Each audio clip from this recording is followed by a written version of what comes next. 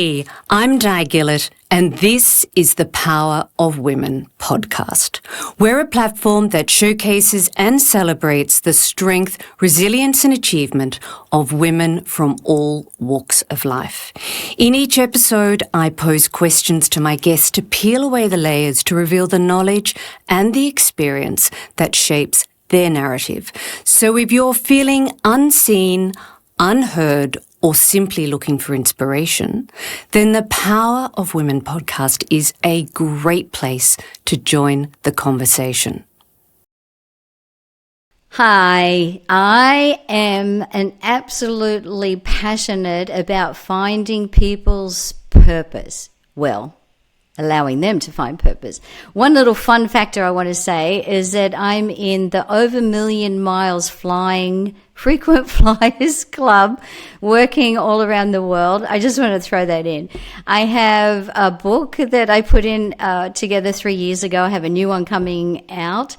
And I love working with Indigenous Earth people and also love working with my old Tibetan Lama friends.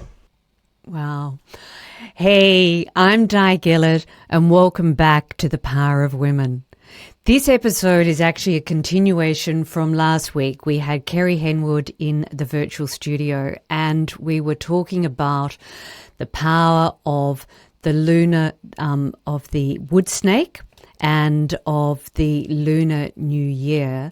And there was so much to talk about that we just had to agree to come back for a second week. So Kerry Henwood, welcome back for week number 2 to the Power of Women podcast. Thanks, Di. Kerry, could we pick up from what we were talking about last week? And we left off that 2025 was going to be this year such a year of positivity, collaboration, transformation. Could we talk about how we're going to maximize this year and get the best out of it? What would be some of the practical steps, in your view, individuals could take to align themselves with the spiritual energy of this year, being 2025? This is probably going to sound a little basic, and the way the energy actually is on the planet is simplicity. So we're moving towards simplicity. Meditation, that knee-jerk reaction is based on how fast your mind is moving. My mind can move really quickly, but I'm not in reaction mode externally. So paying attention to things like that, where, are you speaking before you should? Or are you moving too fast into something and not moving into contemplation? 2025 is about internal contemplation. And internal contemplation is all around creativity. I mean, this is where creativity lies, right? In every great teacher and creative person that I have met is in nature. They always say, go out in nature, go for a walk. Simple things. Breath techniques are a gem. People don't know how to breathe anymore. They're holding their breath. Something goes, and you inhale and you're holding this negative thought or pattern or behavior or emotion that's in there. This is the aging of Aquarius, right? Water, movement, lots of movement. So you can either be a tsunami or it can be a lake. Still a lake. The choice is totally yours, how that you interpret the energy that comes through, right? And so, we all have sovereignty. We're sovereign beings. And so, the body temple is important. What are you putting in your mouth? Are you exercising? Just really simple things. And I don't think you have to do anything neurotically where you have to become vegan, and all love and respect to the vegans out there. But, it doesn't have to be extreme. Simplicity is the nature of how the astrology is moving at the moment in an external complicated world. And even more so if you laminate that with the fact that around the world, whether you're talking Australia, the UK, the US, the cost of living is through the roof. So if simplicity is the way forward, getting out and walking in nature is the way forward. None of those things cost us anything. Exactly. And journaling, the ancient art of journaling, and I always say to people, buy a journal that has no lines. Because it doesn't create limitations. Exactly. And so you have blank pages, and then your ego's not coming in. As soon as you have a line, the ego's... You might write, you might draw. You go into structure, it structures your mind too much. You don't want that. You want what is called free flow thought. And so your creativity is there. Creativity is expansion. Expansion is manifestation. Manifestation is magnetism. This is money, career, prosperity. Just journaling is not just journaling. Everything is intertwined. I think human nature is to think that everything is compartmentalized into these little boxes, it just is. Well, it's funny you say that, because as a right-brain creative thinker, I now know why I hated those books at school that were the little tiny square grid pages, page after page of grid. I couldn't cope with them. No, I used to throw them against the wall. I used to just colour in the boxes, but yeah, same. It was a rebellion against how restrictive that was on our thinking. Yeah, all my students, I say, no, buy a scrapbook, whatever, if you can't find nice, ideally to have a leather-bound, beautiful notebook, make it nice. Make your wisdom worth the sacredness of yourself. It has to come that way, right? Put the effort in, spend the money, and all this 2025 and 26, and everything is in, it's moving really fast. I keep thinking I'm 25. This is not the case. But it's moving really fast. I get here and I'm at my pension. What happened? It's like moving really quickly, and you will find, look at this year that we just went through. 2024 has ended, and so we're like, where the hell? What happened to it? I know. And so creativity... But there was some good, but this year, 2025, I think, has just got so much going for it. It's it's a lot. It's a lot of, and can people handle that amount of creativity? That's why you've got to get used to it. Because 2025 and 26, well, actually moving on to quite some time here, creativity has an expansiveness to it. Right? So that can come across as like, oh, I'm overwhelmed, I don't have time to do anything. And so it can be filtered differently.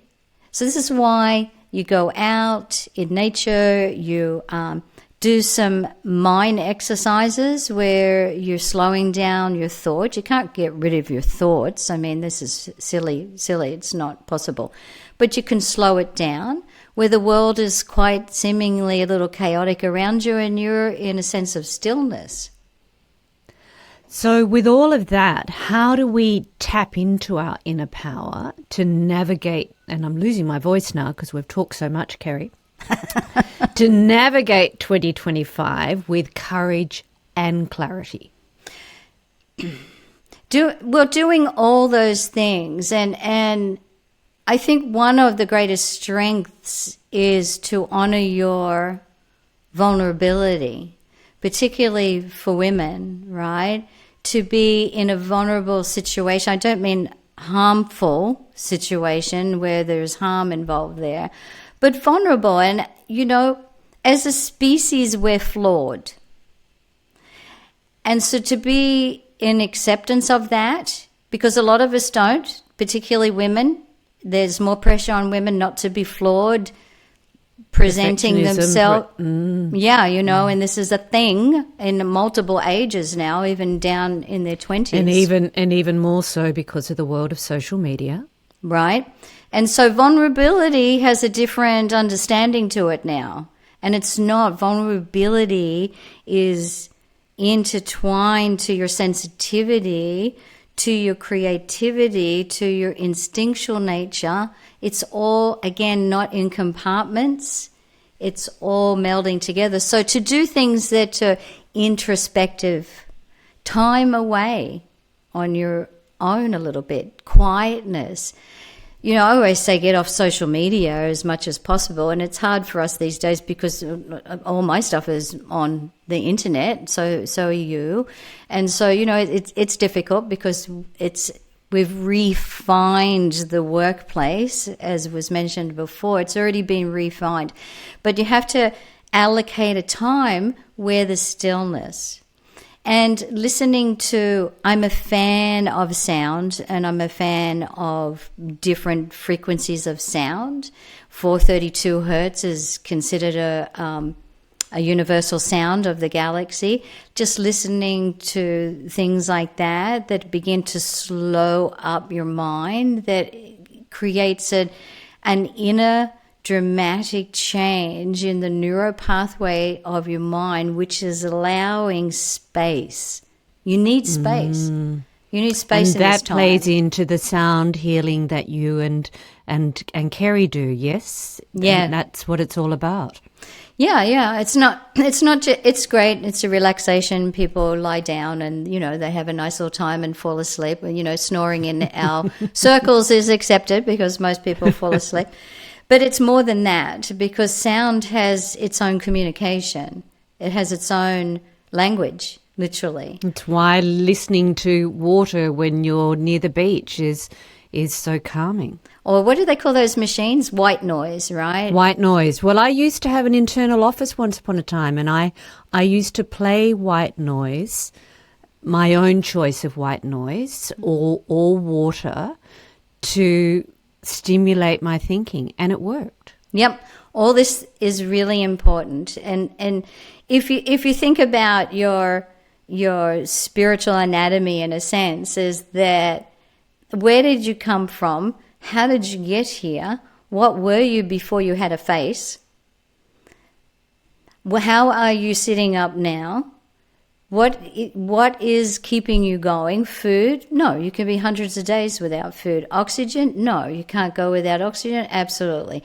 The breath is important. It's a calming tool. It's a strengthening tool. But to focus on, you know, the fact that you are much more than you consider what you're seeing in the mirror. You are much more than that.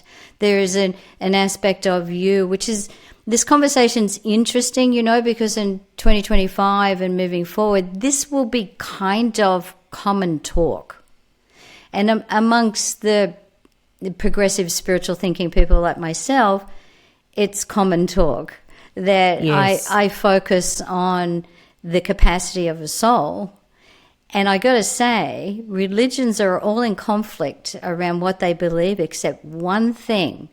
They believe in the eternal soul, all of them. So the immortality of a soul. So we are sitting here through the power of this wonderful goddess technology, you know, and we're putting We had to pay a subscription for it, Kerry, but that's okay. We did. I need the gold bullion of the goddess back. Should have kept all my Greek jewelry. Yeah. And so, you know, to think you about... You do know I was born on Greek Independence Day, don't you? Were. That's hilarious. No, but there you go. I'm channeling your birth. And so, there you go. So to actually tap into that essence of ourselves, this is dynamite. It is. This is subatomic. We've been given a gift. Yeah. And it will be acceptable, you know. I've been waiting for society to catch up to me, because it's like this. I've been waiting. That's not ego, Port. That's just wisdom. That is not ego. No. That is wisdom right there. It's just a strange sense of humor too. We're going all over the world. Yeah, so definitely simplistic things and understanding that you're a giant universe wrapped in a little bit of skin. Yeah, well, that's a humbling thought, isn't it? That is a really humbling thought.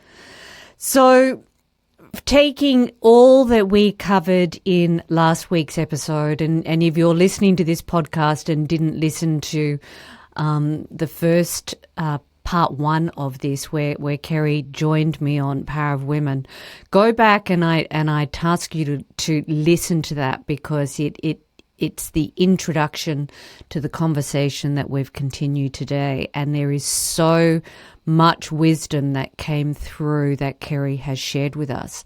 And I'm going to ask you to do exactly that, Kerry, in the close of today's podcast.